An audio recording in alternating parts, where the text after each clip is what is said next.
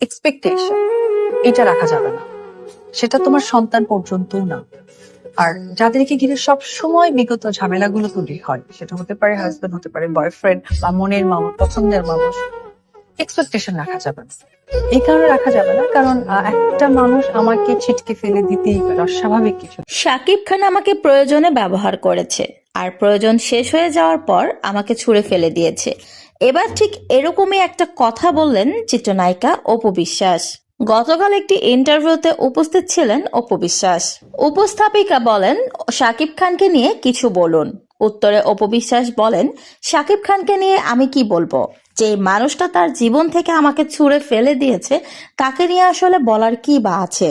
আমি শাকিব খানের কাছ থেকে শুধু এটাই শিখেছি বা দেখেছি কিংবা পেয়েছি বলতে পারেন, মানুষকে কিভাবে প্রয়োজন শেষ হলে ছুঁড়ে ফেলে দিতে হয় সেটা। প্রয়োজনে মানুষকে কিভাবে ব্যবহার করতে হয়। আসলে ভুলটা আমারই। আমিই বারবার শাকিব খানকে বিশ্বাস করেছি, তার কাছে বিভিন্ন রকম এক্সপেকটেশন রেখেছি, সেজন্যই শাকিব খান আমার সাথে এরকম আচরণ বারবার করতে পেরেছে। পৃথিবীতে কোনো মানুষের কাছেই এক্সপেকটেশন রাখা উচিত না, এমনকি নিজের সন্তানের কাছেও না। সবাই প্রয়োজনে কাছে আসে, প্রয়োজনে ব্যবহার করে, প্রয়োজন শেষ হয়ে গেলে আবার ছুঁড়ে ফেলে দেয়, যেমনটা শাকিব খান আমার সাথে করেছে।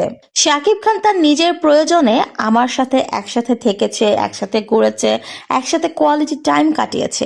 যখন তার প্রয়োজন শেষ হয়ে গেছে তখন সে আমাকে ছুঁড়ে ফেলে দিয়েছে। এই কথাগুলো বলতে বলতে কেঁদে ফেলেছিলেন অপু বিশ্বাস। মুহূর্তে এই পরিবেশটা ভারী হয়ে উঠেছিল, তবে কিছুক্ষণের মধ্যেই অপু বিশ্বাস নিজেকে সামলে নিয়েছেন। কাঁদতে কাঁদতে অপু বিশ্বাস বলেন, আমি জীবনে সবচাইতে বড় ভুল করেছি শাকিব খানকে বারংবার বিশ্বাস করে। প্রথমবার যখন সে আমার বিশ্বাস ভেঙেছিল তখনই তার কাছ থেকে আমার দূরে চলে আসা দরকার ছিল।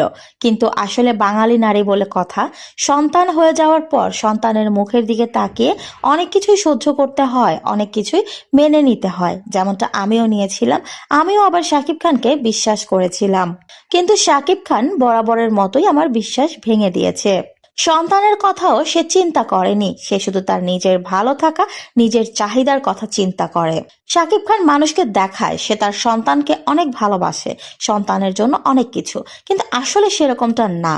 দূর থেকে অনেক কিছুই মনে হয়, কাছে গেলে বোঝা যায় আসলে সেখানে কতটুকু নিখাত ভালোবাসা আছে আর কতটুকুই ফেম নেম কামানোর চিন্তা আছে।